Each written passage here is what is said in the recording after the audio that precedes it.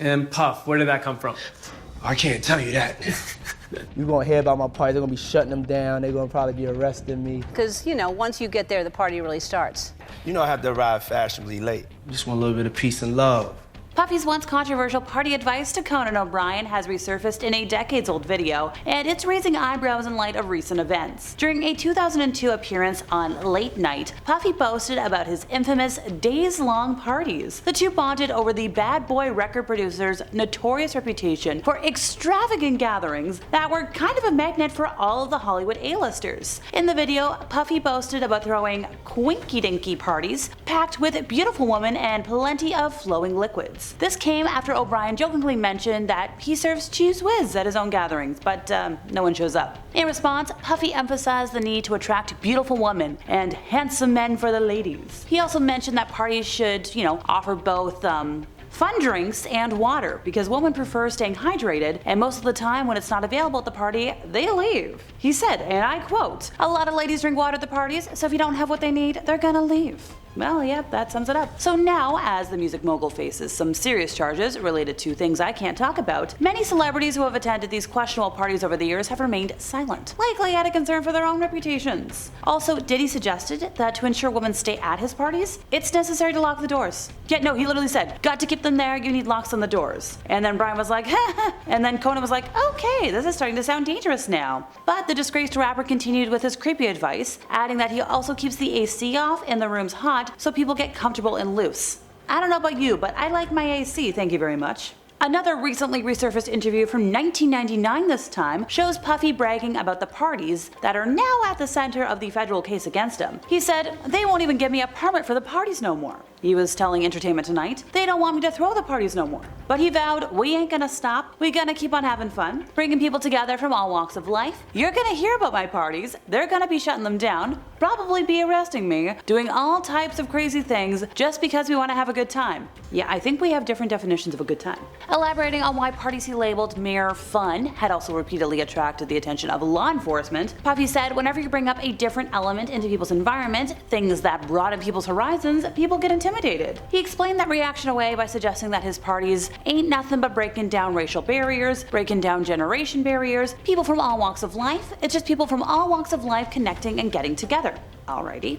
That's one way of putting it. The embattled hip-hop mogul and one of his cronies had allegedly kidnapped a victim by using a weapon in December of 2011 as they tried to break into the home of another individual. 2 weeks later, Puffy's crew then set fire to the victim's car by slicing open the convertible's roof and dropping the cocktail inside. Cops and fire officials reported that at the time, the fire was obviously intentionally set. The fiery allegations were among those laid bare in a detention memo that was unsealed alongside the indictment that accused Puffy of harming women for more than a decade. In a video I saw earlier today on TikTok, thank you Daily Mail, Puffy was seen telling guests to put the youngins away at one of his crazy white parties. Yeah, the footage that surfaced of the disgraced musician was him addressing guests from the balcony at one of his debaucherous bashes at the Hamptons, and it was sometime in the 90s, or early 2000s. Puffy is holding a glass of some sort of liquid, wearing an all-white outfit in the video, and he declares that, yeah, they gotta leave soon, but they'll want to attend one of his parties in the future when they get older. He said, "We fed you all, we gave you drinks, now it's time to enjoy life. This is a celebration of life. This is the real white party. They have an hour left, then this thing turns into something that, when you get older, this is something y'all are gonna want to come to. So let's just start to get our groove on, put them away, it's all good. Alright DJ, let's hit it. Let's do it." Yeah, I'm leaving.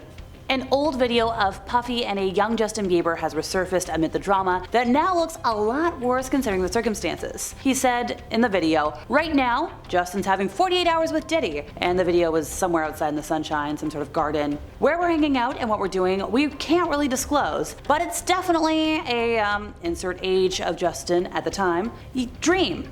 And at the time, Justin, who was, a young pop sensation, was smiling very nervously next to him. "For the next 48 hours, he's with me, and we're gonna go full crazy." He mentioned their shared connection through Usher, who signed the Canadian star and who was, well, kind of responsible for him at the time. By the way, if you didn't know, Puffy was Usher's legal guardian when he recorded his first album, so I'm seeing a cycle here, and it's not a good one. Puffy admitted that he harmed his ex-girlfriend Cassie in a hotel hallway back in 2016 after CNN released video of the attack, saying in a video apology he was truly sorry and his actions were inexcusable. He said, "I take full responsibilities for my actions in that video. I was disgusted then when I did it, I'm disgusted now." And this was a video he posted earlier this year to Instagram and Facebook. So this security video shows Puffy wearing only a white towel, punching and kicking Cassie, an R&B singer who was his protege and longtime girlfriend at the time. The footage also shows Puffy shoving and dragging Cassie and throwing a vase in her direction. So Cassie sued Puffy in November of last year over what she said was years of harm in multiple different ways. The suit was settled the next day, but then we got all of the scrutiny we've had of Puffy, with I think like up to several more lawsuits filed in the following months, if not more by now. Also, we've got the whole federal criminal investigation that led authorities to raid his mansions earlier this year. Puffy did deny the allegations in the lawsuits, but he finally came around and he finally admitted to it. He said, "It's so difficult to reflect on the darkest times in your life, but sometimes you gotta do that." He said, "I went and I sought out professional help. I was going into therapy, going into rehab. I had to ask God for his mercy and grace. I'm so sorry, but I'm committed to being a better man each and every day. I'm not asking for forgiveness. I am truly sorry." He was looking somber. He was, on a patio, and it was the most direct response he had to everything that was going on. So make of that what you will. And that's all, folks. See ya.